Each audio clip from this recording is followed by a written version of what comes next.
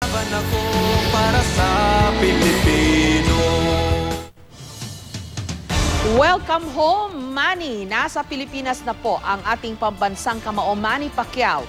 Pagod man sa biyahe at may iniindang sakit dahil sa inoperahang balikat, magiliw na sinuklian ni Pacman ang suporta at pagmamahal ng kanyang fans. Live mula sa Pasay City, may report si JP Soriano. JP?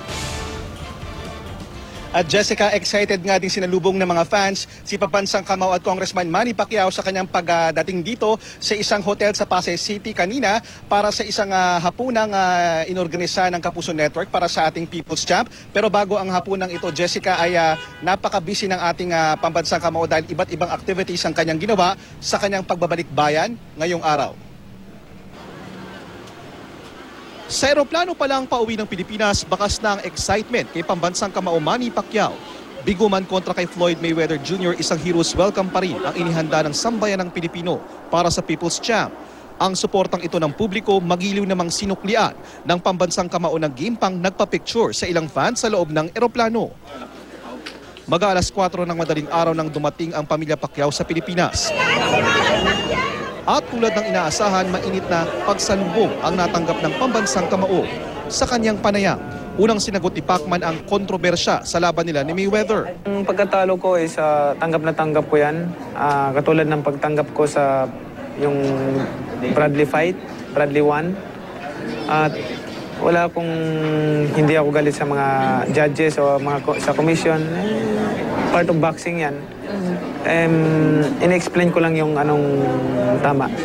Aminado si Manny, iniinda pa niya ang sakit mula sa operasyon ng kanyang balikat. Aabutin pa raw ng 6 na buwan ang kumpletong pagpapagaling ng kanyang balikat. Masakit kasi. Masakit. Hindi ako nakakatulog ng maayos sa gabi. Makatulog ako ng 1 oras, then magising na naman ako dahil sa sakit. Parang binabari na yung... Hindi na rin daw muna iniisip ni Manny ang kanyang susunod na laban. Sa ngayon, hindi ako nag-iisip ng about sa rematch. Kailangan pagalingin ko muna to 100% and tingnan natin kung patuloy pa tayo mag-boxing o hindi na. Kung tanungin mo ako, gusto ko pang mag-boxing. Gusto mo pa? Gusto ko pa kasi gusto kong masaya kasi ako na it's not about sa pera o ano. Ang akin is masaya ako na nagkaisa yung mga Pilipino. Pero kung ang may bahay ni Manny ang tatanungin, sana raw ay magretiro na lang ang asawa at mamuhay ng simple kasama ang pamilya. Mahirap din minsan maging asawa ng isang Manny Pacquiao. Yung unang prayer ko is na sana mag-retire na si Manny at gusto kong maging simpleng buhay na lang.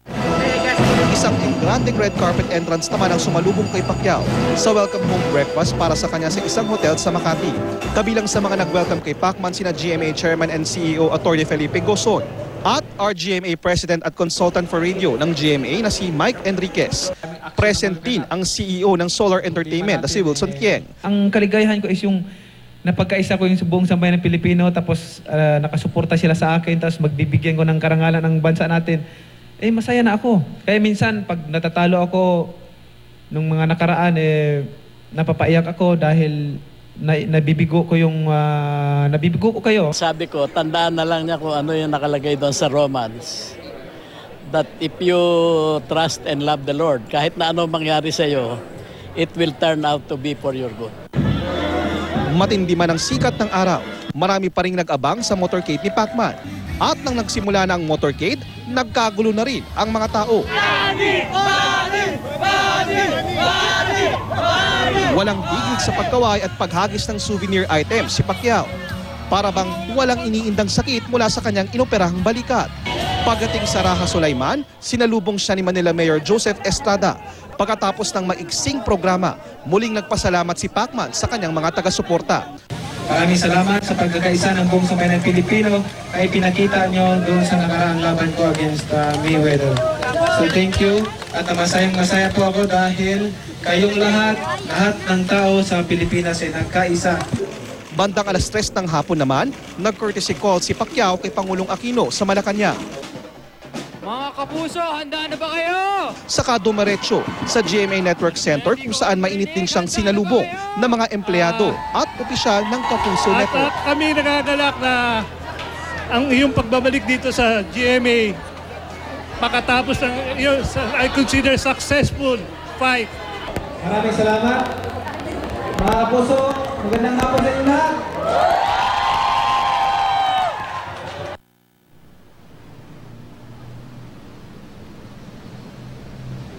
At Jessica, sobrang jam-pack talaga ang schedule ng ating People's Champ dahil nga pagkatapos ng pagpunta niya sa GMA ay marami pa siyang pinuntahan at bago siya pumunta rito sa hotel ay galing siya ng PBA kung saan nanood siya ng laban ng kanyang kupunan at ang balita nga natin ay at some point bago matapos yung game nag-coach pa itong si Pacman. Unfortunately, ang balita rin natin hindi nanalo ang kanyang kupunan ngayong araw pero masaya pa rin pero dahil nga maganda ang mood at tuloy-tuloy na ang dinner ngayon. Jessica? Tama-tama, nandito na siya sa ating kabilang remote site. Makakausap natin siya live. Maraming salamat sa iyo, JP Soriano. At